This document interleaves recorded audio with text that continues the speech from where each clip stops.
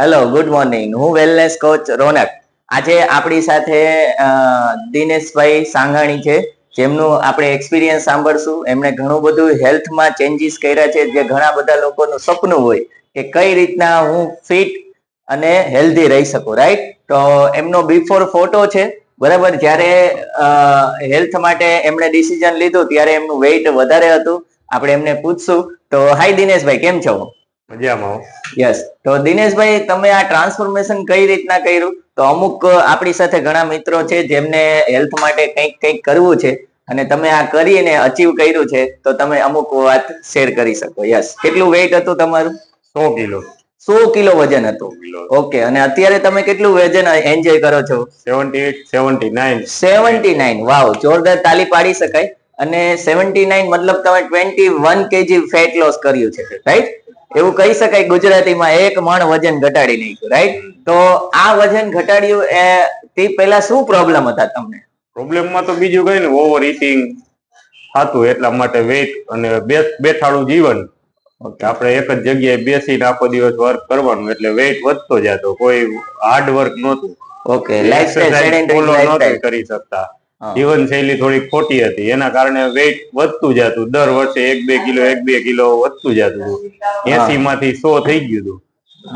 100 kilo. અને આ વજન થી કોઈ તકલીફ બીજી હતી તમને? તકલીફ તો બીમારી વજનથી મજા ન આવે. જોઈએ જે રીતના આપણે કામ કરવું એ રીતના ન થઈ શકે. સરસ. તો તમે આ કર્યું, રાઈટ? તો એમાં તમને જે હર્બા લાઈફ નો બ્રેકફાસ્ટ છે એ તમને કઈ રીતના હેલ્પ કર્યું વેટ લોસ માં?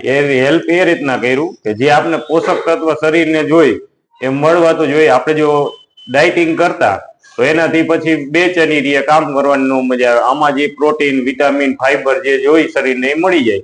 તો સવારમાં એ બ્રેકફાસ્ટ લઈ લે તો આપણે એનર્જી રહે, અને એનાથી આપણે ઓછી કેલરી આપણું શરીરને જે પોષક તત્વ જોઈએ મળી જાય બધા. વાહ, એ કામ મેઇન એને કર્યું આપણે વેઇટ લોસ માં.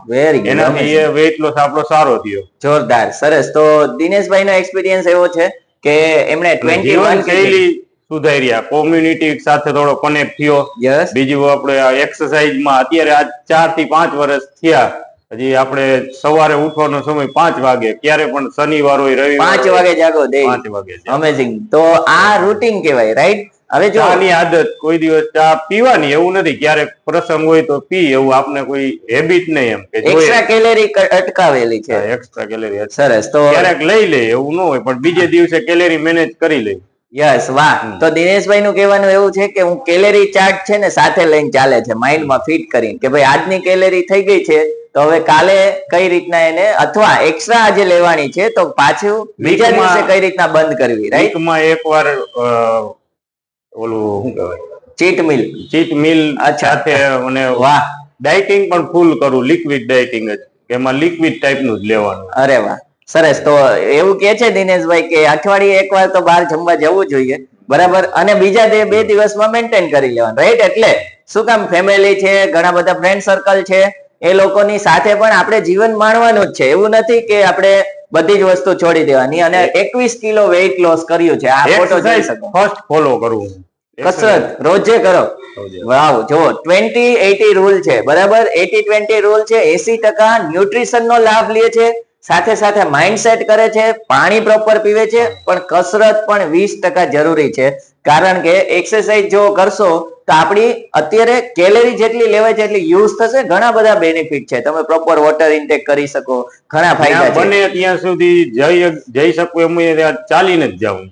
અરે વાહ, બાઇક નો યુઝ ઓછો કરું. મને એમ થાય કે અહીંયા હું ચાલીને જઈ શકું તો ચાલીને જ જાઉં. એના કારણે હું આપણે ટાઈમ સચવાઈ જાય અને આપણું કામ થઈ જાય. વાહ, વેરી ગુડ. તો તમે કેટલો ટાઈમ પહેલા વેટ લોસ કર્યો છે ને હજી તમે જાળવી રાખ્યો? 2020 માં કર્યો હતો. બરાબર. 5 વર્ષ પહેલા વજન ઘટાડ્યો છે દિનેશભાઈ. અને આપણે દિનેશભાઈ ને આપણે એ પૂછીએ, જો તમને આવી પ્રેરણા ના મળી હોત વજન ઘટાડવાની, તો શું અત્યારે શું કન્ડિશન હોત, કેટલું વજન હોત ને શું કન્ડિશનમાં? તો પછી મેન્ટેન તો થોડુંક ઉઠવાની તો હતી જ ટેવ ને વોકિંગ કરતા, પણ એનાથી એટલું રિઝલ્ટ એકવાર આપણે કર્યું હતું જ્યુસ મોસંબીના પીન ને, પછી એમાં થોડીક બેચેની લાગતી હતી. એવું જોયું એવું આપણે ફીલ ન થતું. અત્યારે આપણે એકદમ ફિટ રહે. અત્યારે આપણે કોઈ એમ કે 10 કિલોમીટર ચાલીને જવાને તો આપણે કોઈ આળસ વગર ચાલીને જઈએ. અચ્છા કુંભમાં અમે ગયા હતા તો એમાં 10 કિલોમીટર ચાલ્યા પણ ખ્યાલ ન રહ્યા આપણે આટલું ચાલી ગયા. અચ્છા વાહ વેરી ગુડ અમેઝિંગ. તો આવું ગમે ત્યાં જાવ મારી સાથે હોય જ ગરમ પાણી કીટલી કે મારા ટાઈમ મુજબ ઈ લઈ જ લેવાનું. દિવસમાં 3 વાર ગરમ પાણી પીવાનું એટલે પીવાનું. વાહ જમ્યા પછી 1 કલાક પછી ગરમ પાણી પીવાનું. જોરદાર. તો આપણે એમને ઓલ ધ બેસ્ટ કહીએ કે આવું ને આવું રિઝલ્ટ એમનું જળવાઈ રહેશે, કારણ બધી હેબિટ સારી છે, રાઈટ? હેબિટ સારી હોય તો આપણને એ હેબિટ નો આનંદ લઈએ અને આપણને પ્રેરણા મળે કે આપણે કઈ રીતના ફિટ અને હેલ્ધી રહી શકીએ. તો આ બધી જ વસ્તુ પોસિબલ છે કે એમણે કોમ્યુનિટી સાથે કનેક્ટ થયા, ન્યુટ્રિશન સેન્ટરમાં આવે છે, જે બરાબર? કરી મનથી કરવાનું તો થાય, બધું પોસિબલ છે. અચ્છા યસ, જે કરી મનથી, આપણું મન હોય પેલી તો જ ગુજરાતી થાય. કહેવત છે, મન હોય તો માંડવે જવાય, રાઈટ? તો અમેઝિંગ, જોરદાર તાલી પાડીએ આપણે દિનેશભાઈ માટે. યસ.